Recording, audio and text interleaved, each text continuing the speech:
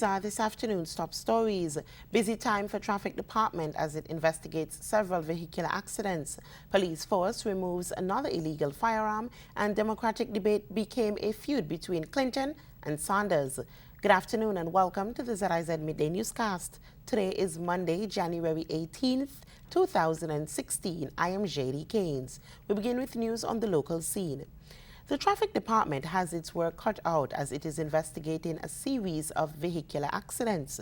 Several calls have been made to Inspector Carl Keynes, who heads the traffic department, but up to press time there was no answer. However, we can confirm that at least 2 vehicular accidents occurred this morning Monday, with one at Timothy Hill and the other in Keyon.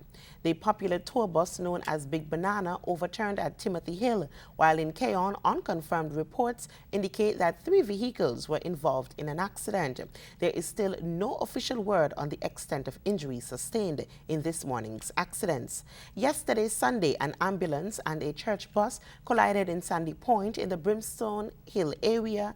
The bus is owned by the Evangelistic Faith Church, and while the extent of injuries is unclear, we are informed that both drivers were injured. Meantime, it is also been reported that a motorcycle ended up in a cliff in Keyon on Sunday. ZIZ News understands that the driver is hospitalized. Unconfirmed reports state that he is a resident of Upper Keyon. More illegal firearms continue to be seized by the Federation's police force. During a stop-and-search operation on Saturday, 1 9mm pistol and 6 rounds of ammunition were seized by officers of the Special Services Unit. This morning, Monday, the force's Public Relations Unit revealed the details in a press release, noting that at approximately 10:20 p.m., 4 persons of interest were stopped and searched in the Nevis Street area, adding that they are in police custody assisting with the investigation. Earlier this month, we reported that another illegal firearm was seized by police. In more news, Kittian soca artist Midday has left his mark in Trinidad after performing his hit song Can't Wait on a regional stage last evening. The 2015-2016 National Groovy Soca and Super Soca Monarch King performed in position 10 in the semi-finals at the International Soca Monarch, which took place on January 17th at the Queen's Park Savannah in Trinidad. If he progresses, Midday would make history as the first Kittian to advance to the International Soca Monarch Finals in Trinidad. We'll take a break and be right back.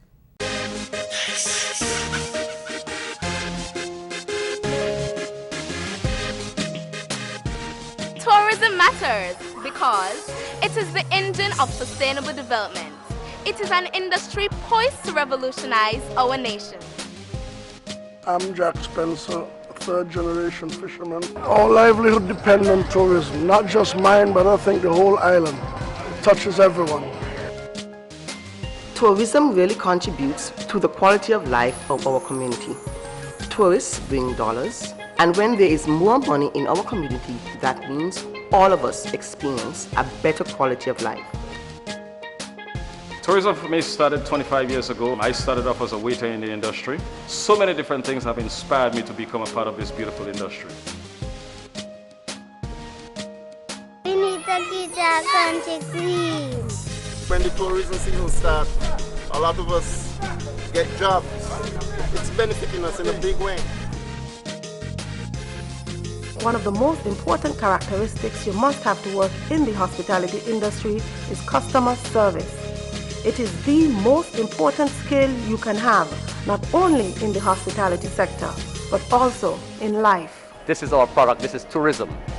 Every individual on this island benefits from tourism. So we all have to play our role. Keep our island clean, look after our visitors. Just keep on jamming. We love you.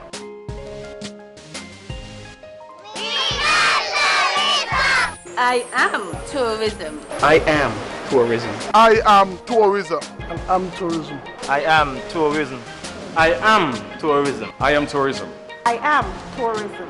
I am tourism. Follow your heart to sing it.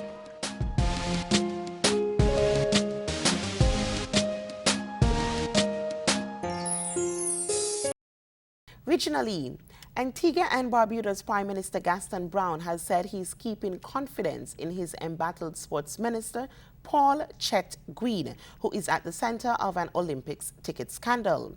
The opposition United Progressive Party last week called on the country's leader to sack Green, who contracted an unauthorized ticketing agent against the advice of the International Olympic Committee. Brown said the opposition has provided no basis on which his cabinet colleague should be removed from the position. The Prime Minister said although he has heard allegations being made, he does not know that anyone has provided any definitive information or evidence of wrongdoing. Members of the National Olympic Committee NOC executive have blamed Green for disobeying Rio 2016 organizing committee directives by entering an agreement with a company to resell the Olympic tickets. Green denies any wrongdoing and has said he is the victim of a personal attack. The NOC First Vice President Wilbur Harrigan, its Treasurer Neville Fenton, and sporting enthusiast Neil Cochran have called for Green to resign as NOC President. UPP leader Harold Lovell said not only should Green resign as NOC President, but had called on the Prime Minister to remove him from the cabinet.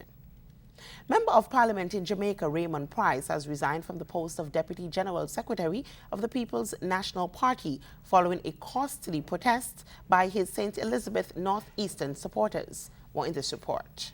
Sources told the Jamaica Observer that Price chose to resign before being dismissed by the party's National Executive Council. He had gone too far in trying to send a message that he should be retained as MP for St. Elizabeth Northeastern, the source said. Price's supporters traveled from St. Elizabeth in at least 9 buses to vent their continued anger over the results of a September 26, 2015 selection process in the constituency that saw Santa Cruz businessman Evan Redmond emerging the winner. An American journalist has been murdered while vacationing in Belize. That's according to local police. Here's more.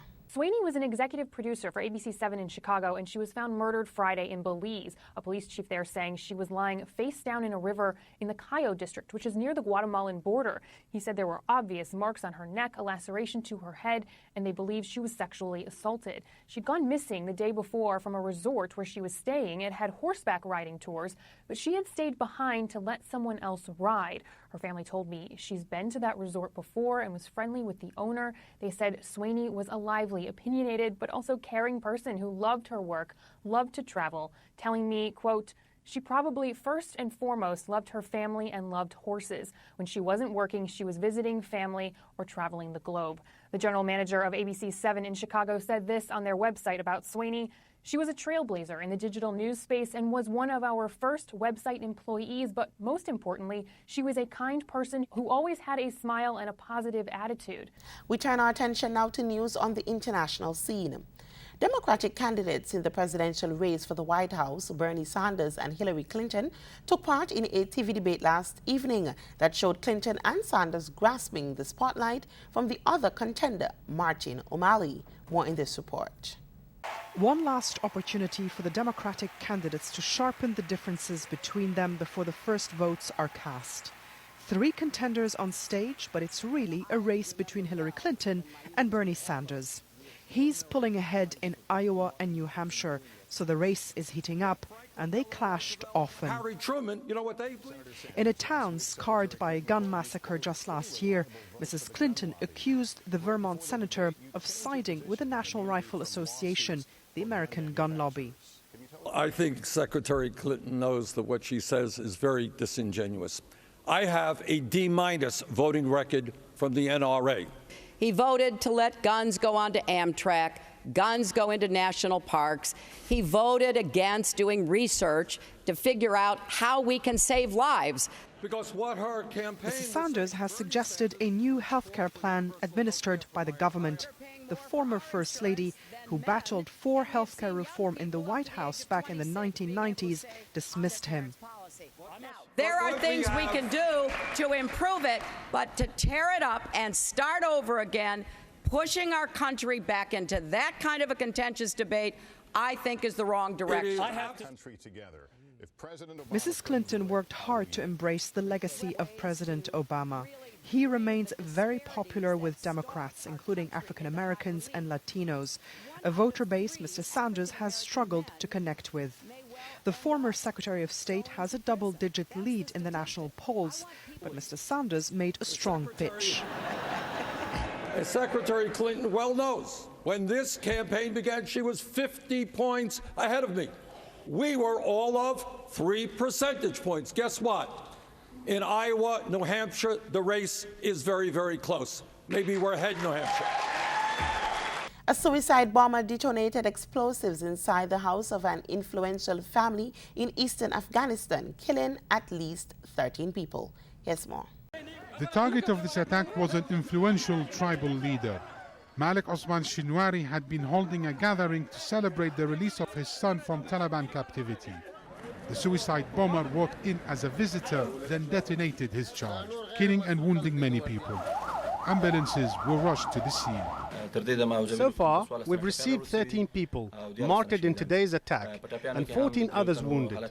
3 people among those injured are in a critical condition, but the doctors are treating them. Shinwari survived the attack, but his son did not. The local leader is from a prominent tribe in eastern Afghanistan. He has a tribal force fighting the Islamic State of Iraq and the Levant. He and other tribal leaders have called for what they called a national uprising against ISIL. On Monday, Israeli security forces hunted for a Palestinian suspect accused of breaking into a family home and stabbing an Israeli woman to death in the occupied West Bank area. A few locals described the scene as the manhunt continues. Yesterday, after the stabbing attack in the settlement, the village was heavily raided and they arrested all the young men, and the people were detained until 3 in the morning. So far, they've arrested 4 people, and a lot of doors were broken because the owners weren't inside. They came here and checked the identities. They searched around. They got us out of the house and started asking questions. That's it. And now taking a look at the weather, winds today are east-southeast at 12 to 18 miles per hour with lighter spells overnight. Seas are slight to moderate with swells reaching 1 to 1.5 meters or approximately 3 to 5 feet. We can expect partly sunny skies in general today and fair to partly cloudy skies tonight with some light passing afternoon and evening showers. Temperatures are expected to peak at 25 degrees Celsius or 75 degrees Fahrenheit. Sunset for today will be at 5:58 p.m. and sunrise for tomorrow will be at 6:35 a.m. And that brings us to the end of ZIZ's Midday Newscast for today, Monday. Join us this evening for these stories and more in detail. I have been your presenter, J.D. Keynes. Have a wonderful afternoon.